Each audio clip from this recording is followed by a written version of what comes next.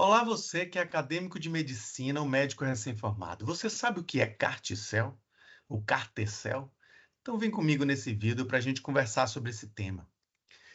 CAR-T-cell significa células T com receptor de antígeno quimérico e é uma terapia celular inovadora no combate ao câncer. Nós temos 4 produtos atualmente, esses 4 aqui, que são liberados pela Anvisa. Você vê que o nome deles, às vezes, é um pouco difícil de gravar ou até de pronunciar de forma correta. Então, o que a comunidade médica fez? A gente abrevia, pega o início, ó, TISA, e bota o cell, né, da terapia celular. Então, TISA-cel, Cilta-cel, o Axi-cel e o Brexu-cel. São os 4 produtos liberados pela Anvisa atualmente. Vale lembrar que o que a gente está conversando aqui é das CAR-T-cells, das células CAR-T autólogas, que usam o linfócito T do próprio paciente. Eu digo isso porque tem pesquisas, existem outros produtos aí pelo mundo afora que usa a célula T de um doador, a CAR-T-célula halogênica. Ou então até não usa o linfócito T, pode usar o linfócito NK. Mas isso é papo para uma outra conversa. Vamos focar aqui nas CAR-T-cells autólogas.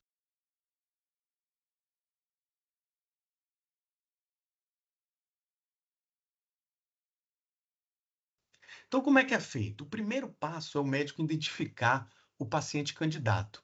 Atualmente, a gente pode beneficiar pacientes com 4 diagnósticos: a LLA-B, leucemia linfocítica aguda de células B, o linfoma difuso de grandes células B, o linfoma de células do manto e o mieloma múltiplo.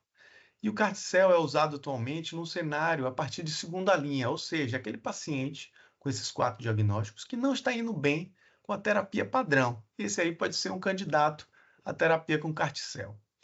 Então, uma vez identificado o paciente, você vai precisar coletar os linfócitos T dele. E como é que é feito isso? É feito por leucoaférese, por aquela máquina de aférese, onde o sangue do paciente circula, por centrifugação você faz ali as camadas celulares, você pega bem a camada dos leucócitos aqui em questão. E aí aquela bolsa de leucócitos vai para o laboratório, onde é identificado o linfócito T do paciente, e aí a gente vai inserir nesse linfócito T um receptor quimérico, que aqui, ó, é esse receptor aqui. E qual é a estrutura desse receptor quimérico? O receptor quimérico, ele é resultado de uma fusão de um domínio de um anticorpo e porções de célula, de receptor de células T. Essa parte de cima é a porção FAB do anticorpo, responsável pelo reconhecimento do antígeno, identificação de alvos na célula do câncer, como, por exemplo, o CD19 e o BCMA. Como é que eu sei esses alvos, né? Se você já teve contato com a hematologia na sua formação ou na sua carreira, você deve lembrar que as doenças hematológicas, os cânceres hematológicos, eles têm como pedra fundamental no diagnóstico, seja a imunofenotipagem ou a imunistoquímica, que vai marcar as células. A gente conhece moléculas nas células do câncer que identificam, por exemplo, o CD19, como eu mencionei, marca as doenças de linfócito B. O BCMA, que é o antígeno de maturação de células B, marca os plasmócitos, doenças plasmocitárias, como o mieloma. Então, você sabe esse alvo. Então, você sabe o alvo ali na célula do câncer. Então, essa porção de cima do receptor vai identificar justamente o alvo que você quer, ou o CD19 ou o BCMA, por exemplo, falando dos nossos produtos de CAR-T-cell liberados pela Anvisa. E a parte de baixo é o que vai fazer a sinalização para a célula T, o receptor de célula T. Entre elas aqui tem a alça, né, que vai ligar aqui tanto uma parte extracelular como uma parte transmembrana, e aí tem essa parte de receptor de células T para dentro da célula. E é importante salientar que essa parte intracelular de receptor de células T, isso aqui é importante para você identificar, para você diferenciar as gerações de CAR-T-cell. A primeira geração de CAR-T-cell só tinha o receptor de célula T, só o sinal 1. E aí, à medida que as pesquisas avançaram, sendo acopladas moléculas coestimuladoras. E aí, quanto mais moléculas coestimuladoras, melhor a intensificação dessa sinalização para ativar a célula T. Isso é a diferença da geração 2 e geração 3 do CAR-T-cell.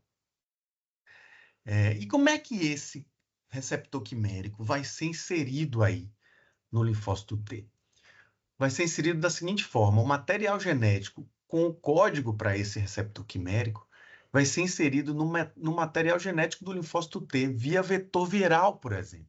O vetor viral entra na célula, integra o material genético que tem a codificação do receptor quimérico feito em laboratório, e aí o linfócito vai transcrever e depois expressar esse receptor quimérico na sua superfície celular.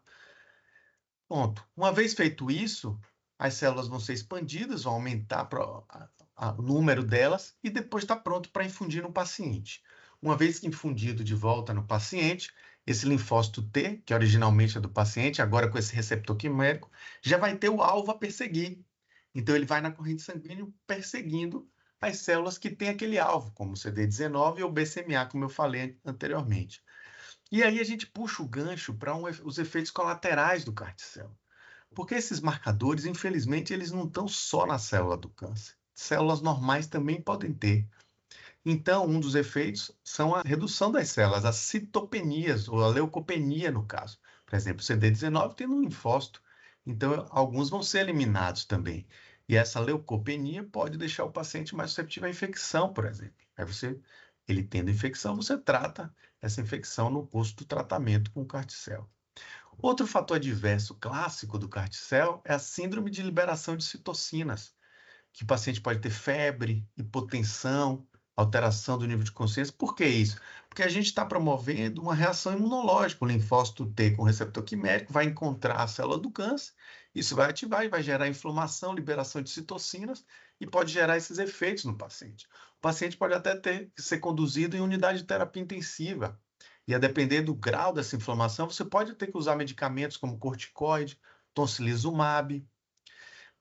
Existe também um efeito adverso chamado síndrome de neurotoxicidade associada a essas células imunes.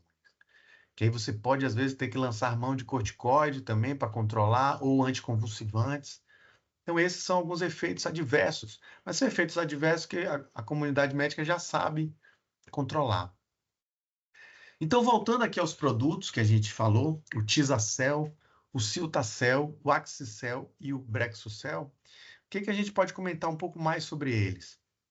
Então, no início de 2022, teve a primeira liberação de um produto CAR-T-cell no Brasil, que foi o Tisacel. E aí eu cito 2 estudos para mostrar a importância dessa terapia. O estudo Eliana, onde 75 pacientes com até 25 anos, com a LLAB, foram tratados, né? É um cenário, um LLAB refratário recaído, um cenário muito desafiador, onde a gente tinha poucas terapias eficazes.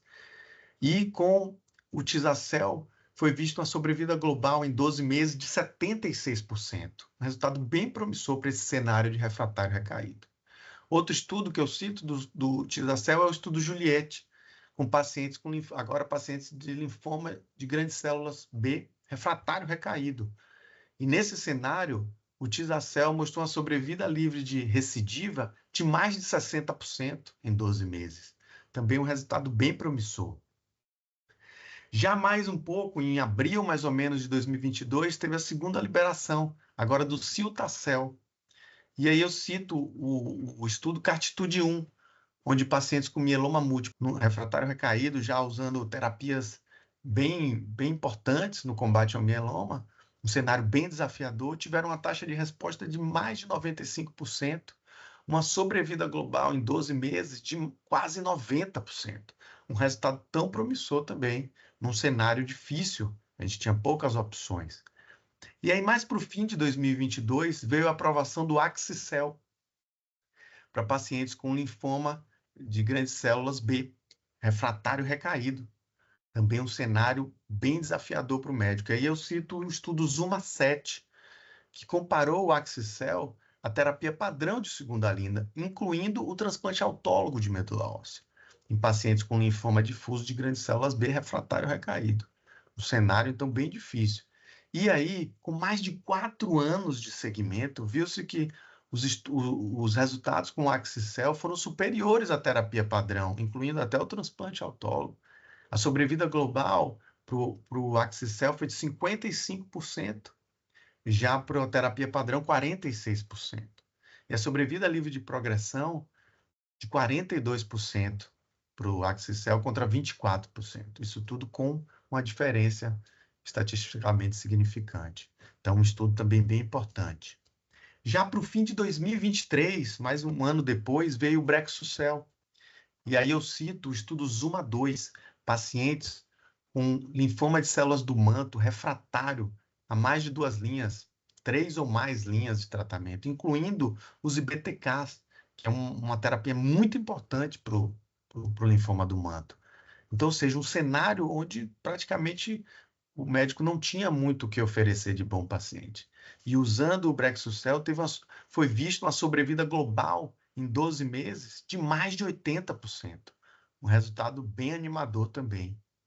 Já para o cenário de LLAB, refratário recaído, eu cito o estudo ZUMA-3, que mostrou 56% de resposta completa, uma mediana de sobrevida global de mais de 18 meses. Então, também resultados bem promissores. Então, com isso, a gente termina a nossa conversa, a nossa breve conversa sobre Carticel. Veja que é um tema novo, amplo. Aí foi só o início para ver se vocês gostavam. Se vocês gostaram desse conteúdo, já clica no joinha, deixa o seu like. Também se inscreva no nosso canal Sofosmed e aproveite e já clique o sininho das notificações para você saber quando a gente publicar os nossos conteúdos. E compartilha com seus amigos para mais gente vir aqui discutir com a gente. Até uma próxima.